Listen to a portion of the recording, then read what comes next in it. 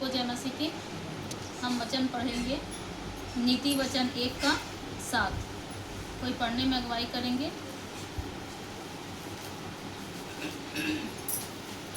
नीति वचन 1 का 7। यहोवा का भय मानना बुद्धि का मूल है। बुद्धि और शिक्षा को मूढ़ी लोग तुच्छ जानते हैं।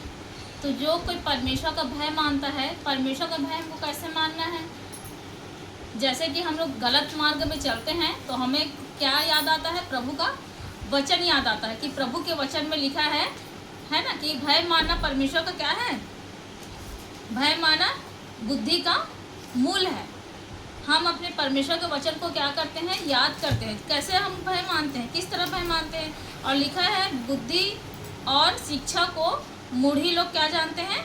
तुच्छ जानते हैं। अब हम जानेंगे किस तरह हम प्रभु का भय मानते हैं, क्योंकि परमेश्वर हमें भय के साथ जीवन बिताने नहीं कहा है, लेकिन बुरे कामों के लिए अगर हम करते हैं तो हमें प्रभु का वचन याद होना चाहिए और डर होना चाहिए, क्योंकि परमेश्वर ने कहा है ना, कि बुरे मार्ग में नहीं चलना। जैसे कि लिखा है यहाँ पे, कहाँ पे लिखा है? 10 है ना।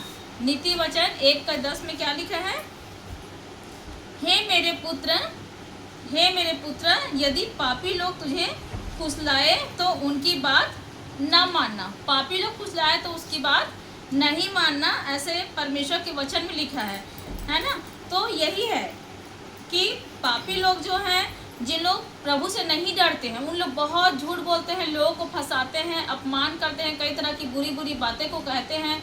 जिस तरह आज लोग यीशु मसीह पर विश्वास करते हैं, क्योंकि उन्होंने अपने जीवन में क्या किया है? महसूस किया है, प्रभु के प्रेम को देखा है।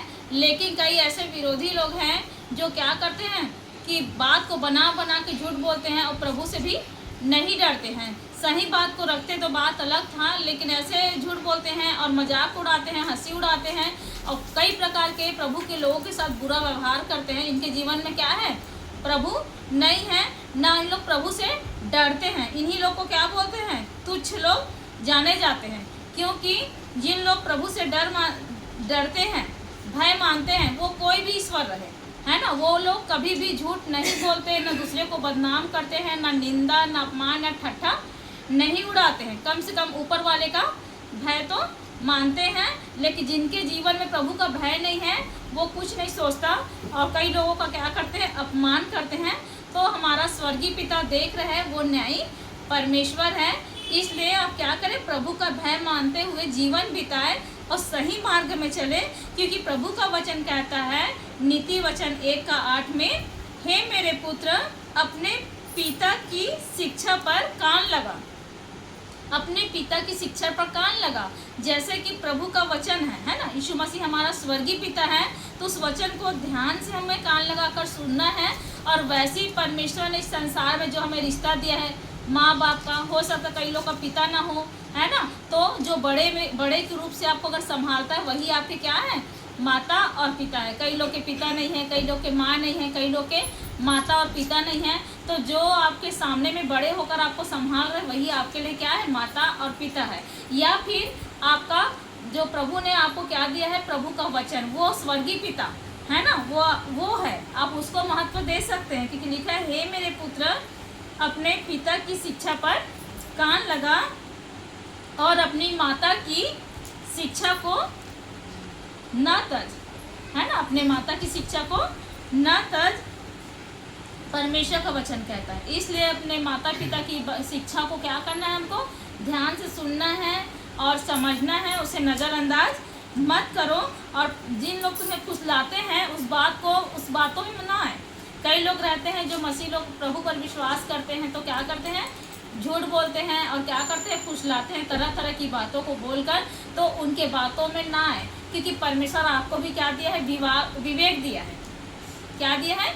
विवेक दिया है, बुद्धि दिया है, समझ दिया है कि आप समझ सकते हैं सही और गलत क्या है। इसलिए कोई भी कुछ भी कहता है उस पर भरोसा मत करो। कम से कम आप अपने भी दिमाग लगाओ, अपने विवेक को देखो, अपने आप को मतलब क्या करो? प्रभु के हाथ में सौंपो। और यदि आप प्रभु को नहीं भी जानते हैं, अगर हो सकता है इस वीडियो को आप पहली बार देख रहे हैं, तो आप सही या गलत का पहचान क्या करें? अपने आप में समझे, मनन करें, परिस्थिति को देखें, लोगों की बातों को सुने और समझे, फिर न्याय करे। ऐसा नहीं कि कोई भी आके बोल दिया और विश्वास कर लिए, है ना, क्योंकि वो भी हमारे जैसे क्या है, हम एक दूसरे क्या है, एक दूसरे के भाई बहन हैं, और हम भी एक इंसान है, आप भी एक इंसान है। तो लोगों की परिस्थिति को हमको समझना चाहिए, उसे ठट्ठों में उड़ाना या मजाक में उड़ाना या परेशान नहीं करना चाहिए, क्योंकि न्याय करने वाला ऊपर वाला सबका उचित समय में न्याय करने वाला परमेश्वर है। इसलिए हमें क्या करना चाहिए, जैसे वचन में लिखा है, नीति वचन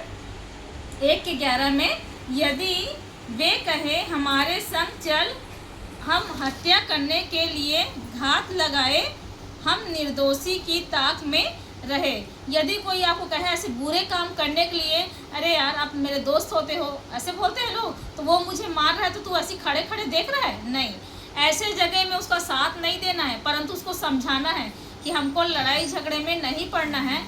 यदि सामने वाला नहीं समझ रहा, कोई बात नहीं, यहाँ से चलो, हमको झगड़ा नहीं करना है। लेकिन क्या होता है, लोग जब बहलाते फुसलाते हैं कि उन लोग आपस में लड़ाई करते हैं, झगड़ा करते हैं, जैसे कि कई लोग बुरे बुरे काम करते हैं, हो सकता है जुआ ताश खेल रहे हैं या किसी प्रकार के नशा कर रहे हैं, फिर आपस में क्या हो गए, वाद विवाद हो गए, लड़ाई झगड़ा हो गए। कभी कभी लड़की चक्कर में भी क्या होते हैं, झगड़ा हो जाते हैं और मारपीट हो जाते हैं। फिर जो दोस्त खड़ा रहता है, सीधा साधा भोला भाला रहते हैं, उसको क्या करते हैं, फुसलाते हैं, तू खड़े खड़े देख रहे हैं, तू मेरा साथ नहीं देगा। फिर उसके चक्कर में वो भी क्या करता है, मारपीट में लग जाता है, और साथ में कहाँ जाना पड़ता है, जेल में जाना पड़ जाता है, फंस जाता है। फिर उसके माता पिता क्या होते हैं, परेशान होते हैं। आर्थिक स्थिति में क्या रहते हैं, उन लोग गरीब रहते हैं, पैसा नहीं रहता है, और पैसा रहे या न रहे, मान और सम्मान की बात भी रहती। तो इससे क्या होता है, माता पिता को भी अपमान होना पड़ता है। इसलिए आप क्या करें, कोई भी आपको बहलाए फुसलाए तो बुरे काम में, मारपीट झगड़ा में, ऐसे चीज़ में आप शामिल ना हो, परंतु खुद दिमाग लगाए कि सही और गलत क्या है। किसी के कहने पे नहीं आना चाहिए, हमको सोचना चाहिए, क्योंकि व्यक्तिगत परमेश्वर ने हमें विवेक दिया है, बुद्धि दिया है, समझ दिया है, जीवन दिया है व्यक्तिगत, है ना। हम व्यक्तिगत पैदा भी हुए हैं, व्यक्तिगत प्रभु के पास भी हम जाएंगे। इसलिए किसी के बोलने पर मत आओ, लेकिन भलाई की बातों को सुनो और समझो, है ना। और हमको क्या करना है, परखना है कि सही और गलत क्या है। तो वचन में लिखा है, नीति वचन 1:15 में, तो हे मेरे पुत्र, तू उसके संग मार्ग में न चलना, वरन उसकी डगर में पाँव भी न रखना। ऐसे लोगों के मार्ग में न चलना है, न उसके डगर में पैर भी नहीं रखना, नहीं तो उसका असर आप पर पड़ेगा और आपके पूरे फैमिली परेशान हो जाएंगे।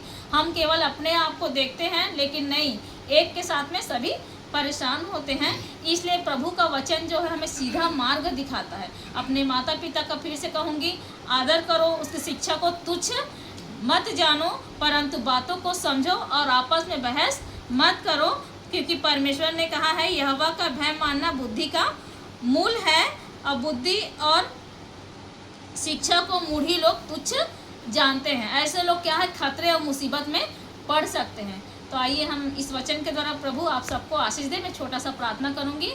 धन्यवाद पिता, तेरे नाम की स्तुति और महिमा हो पिता। इस वचन के अनुसार हमारे जवान भाई बहन को और भी अन्य लोगों के लिए हम प्रार्थना करते हैं पिता, उन्हें बुरे मार्ग में चलने की अनुमति ना देना पिता, उसे एक अच्छा समझ और विवेक और बुद्धि दे प्रभु, कि परमेश्वर के, हाँ प्रभु, आपका भय माने परमेश्वर, तेरे वचन को तुच्छ ना जाने प्रभु, और उनके माता पिता कुछ चीज़ को समझाते हैं प्रभु, उसे तुच्छ ना जाने परमेश्वर, क्योंकि पूरा परिवार पिता परेशान हो जाता है, उसका व्यक्तिगत जीवन भी बर्बाद हो जाता है पिता।